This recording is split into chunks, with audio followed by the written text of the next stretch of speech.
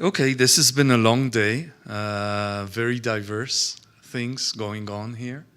And I think we've had lots of interesting things. So the next part really depends on all of you who are here with us, whether on site, online, viewing on YouTube. I'd like to begin with two quick remarks regarding our workshop.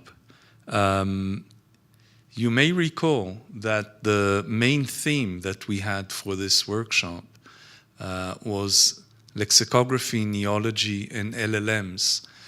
As a matter of fact, only one paper has dealt directly with LLMs. So, of course, the workshop was open to any other topic regarding lexicography and neology, but it's interesting to note that of all the presentations we've had, one of them was explicitly with regard to LLM.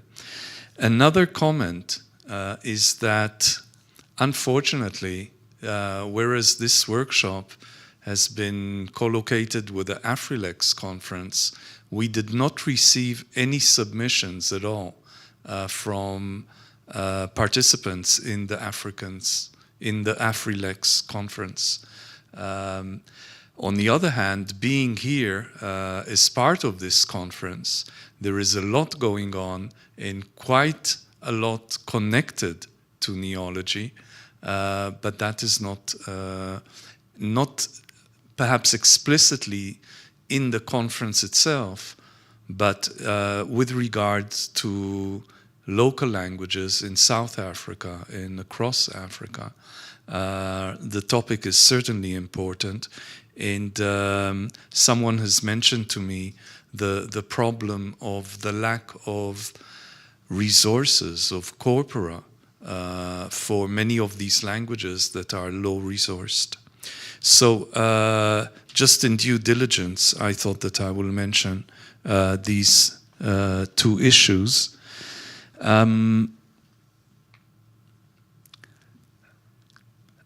With regard to things that came up during the day, I would like to go back to the first talk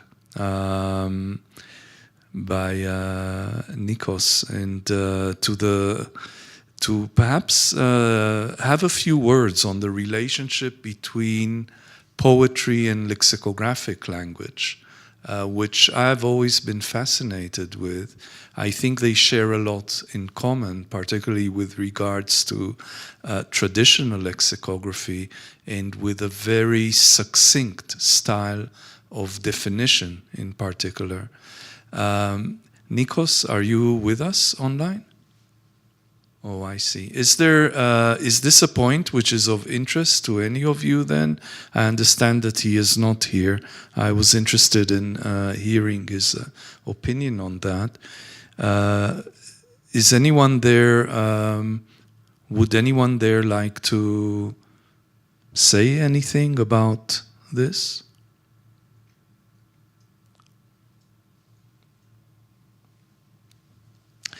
Okay, look guys, this is supposed to be a discussion, so if it's just a monologue of me, I hope it will not be boring for you. So does anyone still there? Maybe you're all very tired. Is there anything you would like to raise before I continue? Any suggestions from the audience? Okay, I don't know if Yongwei Gao is still with us. It's already quite late in China now. No, I'm told he is not online. Because I was wondering about the issue of the combining forms he was talking about, which was specific to dictionaries of neology, including them there, and to hear from him about how he thought that could be included in general language dictionaries. I have a question to you, Peter, who is here. And you were saying at some point that in a way that we should restrict the growth of language. And I was wondering why. Is that because we don't have enough labor to be able to work with so many new words coming in? I mean, if this is a matter of fact about language and that reflects current society, this enormous expansion of vocabulary, if we want to reflect that, then basically we need to welcome this growth in any language. Well, yes, if you're speaking to the computational linguist, which I happen to be, I agree with you entirely. I don't think that dictionaries should have restrictions, by definition or anything like that. But then again, I'm also a representative of the Danish Language Council, and we have a long tradition. And the idea of maintaining the same format, more or less, or the same size, the same kind of representation for the shared vocabulary, that's a very strong one. So this is a mixed answer to your question. I was employed there only 3-4 years ago, and there is an understanding that, things cannot go on as they used to be, in a sense. So the Language Council is inviting computational methods, linguists like myself and so on, but still there is also an understanding that so the Retskrivningsordbogen, that is this orthographic dictionary defining the Danish orthography, it has to be, it had a certain size back in 1955, then a new edition 1989, and then a new one in 1996, and a new one again. And you see, for each new edition, it should be developed, yes, but also recognizable for people in order to sort of preserve its authority. That's the line of thinking that prevails, I believe, in the Language Council. So again, if you ask me, I think that there's no natural limit to a dictionary. But then again, I recognize that if you want to at all entertain the idea of a shared or common language, vocabulary, then it should have some sort of consistency or some sort of continuity over the years. I don't know if these are really just reflections. So it all depends on purpose. I mean, the school children, they have to follow the official orthography. And sometimes, and the teachers, they really don't want to change their methods every time we have a new edition of the dictionary. So it must be very recognizable in a sense. On the other hand, I provide language resources for the language technological sectors. And they don't care about size. They want, quality, and they want data formats that are machine readable. So we have many different kinds of users. So again, I think maybe we have to rephrase your question, or we have to take into account the purpose. Who is the recipient, and what are the purposes? I tend to agree, and this actually raises the question to me, are dictionaries enough? And are these actually the right tools to put things together today? Because there is an explosion of communication, of knowledge, not of knowledge, but let's say of information. I'm not sure we know more than we did before. But and that comes into expression in language. And this is happening. And a lot of it is less and less standardized, as we see particularly in social media. So on the one hand, the thing is, perhaps especially for you in being in a National Language Council, you are prescriptive to a certain extent.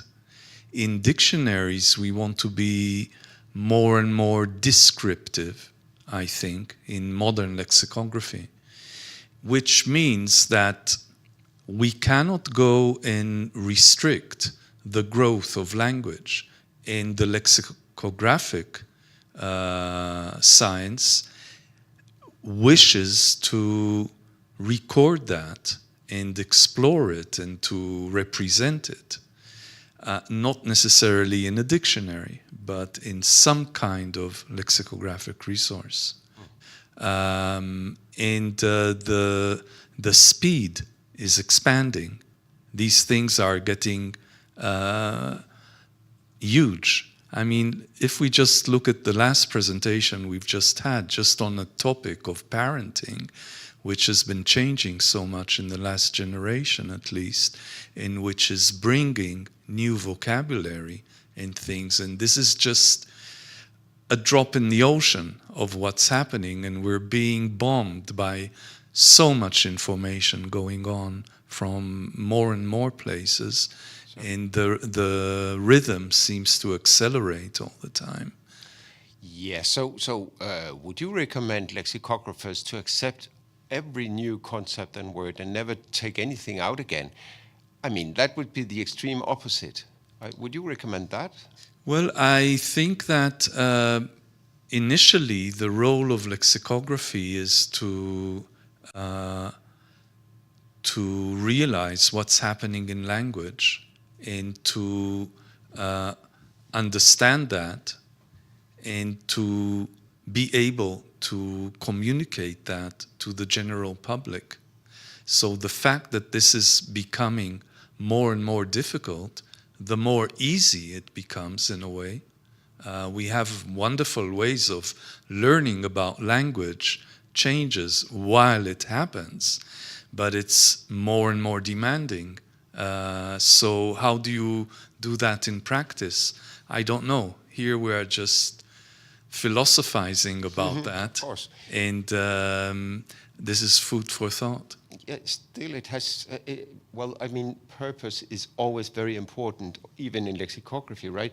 Because now I've been in language technology for many years, and for instance, if you build a speech recognizer, just for an example, then you're not interested in a growing sort of lexicon, but because that means that your words tend to lie closer and closer to each other, and that will sort of make it more difficult to get a high word error, a low word error rate, stuff like that. So there can be, for certain purposes, you really want to sort of have a concise lexicon and not a totally. I mean, the coverage is not everything. Do you see what I mean? Yes, but we want to be faithful, so we cannot limit that. If that is happening in life, in our world, and there are more and more domains, I would think that that is part of the lexicographic job. But rather than continue a dialogue between us, I want to ask, first of all, are there any other comments regarding this topic or any other topics? Yes, could I make a comment? Is there anyone still there online? Yes.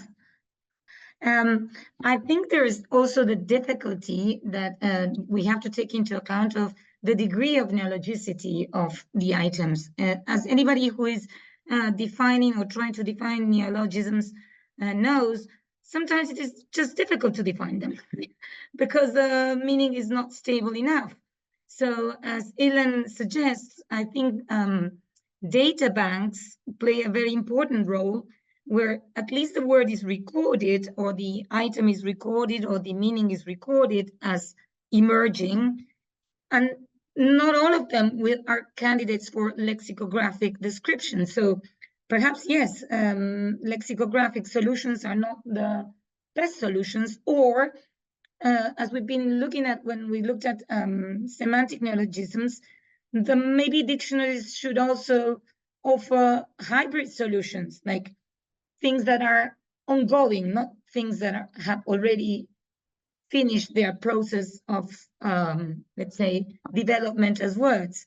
And traditional dictionaries end up being a sorted bag of solutions that claim to be real solutions. And this is something we have to start thinking about. How do we reflect what is not necessarily fixed yet, right? So of course, purpose, as you have been discussing, is important. But also we see that the problems are very widely different, because we have, from words we have already been around for a long time and have not hit dictionaries yet. We saw in Georgia and we see in Spanish all the time, to new stuff which we don't know if needs to be included or not. There are many problems that still need to be sorted, I think. Okay. One small comment here, or a challenge perhaps. It's very easy to add a new word, a neologism, to your dictionary, but it's very hard to take an old one out. So lexicons tend to grow all the time. So is this a problem, or do you think we can keep accumulating and accept that lexicons will contain words that were new once or used once and now no one knows them? Do you have any comment on this? Well, this is my personal opinion, but I don't think you need to take words out. I mean, we don't have any limitation of space. Our limitations are in our ability to follow up, to explore, to study so many things, and to provide them to the general public. I mean, for experts to do that. So there is a practical, physical constraint with that. But once it's there, you also have the maintenance to check, is it still relevant? Has it become obsolete, perhaps? Sometimes you would like to keep in some data set also words which are no longer alive, let's say, for the sake of being aware of them, because you could read them. Maybe someone in another 10 or 50 years can encounter such a word and would like to understand what it was. So that is why the criteria for inclusion in the first place is important. And here an essential thing is the frequency. If a certain neologism appears often enough, you should include it, you should add it, if it is according to the neological standards. This is how I would treat that. Anything else? Okay, so I think this is a good time to finish, whether you are in the morning in Chile, or here in the late afternoon, or in Korea, or China late in the evening. Thank you very much for joining us and being part of this. And do you want to add something, please, Yes, Sonia? if I may. I think on behalf of Afrilex, as Vice President of Afrilex, I just want to thank you for enriching our conference. I think it was a wonderful thing to do, even if very few people could be physically here, but fortunately the technology made it possible, and I think it worked very well. So also to our team, thank you very much for that. We really appreciate it, and hope to see you all soon again. Thank you very much, Ilan. Okay. Thank you very much, Sonia, and thank you to Afrilex for hosting this workshop, and indeed for our technical team. I think technology-wise, this has been quite amazing. It was not only hybrid, but super hybrid, having both participation on Zoom and through the YouTube streaming. Thank you to Afrilex, thank you to all the chairs, thank you to all the presenters, and we hope to see you again and cooperate again in our next workshop, which will be the 7th, hopefully, next year, possibly at the part together with the ILEX conference, which is due in 2025 in Slovenia. Thank you, everyone, and goodbye.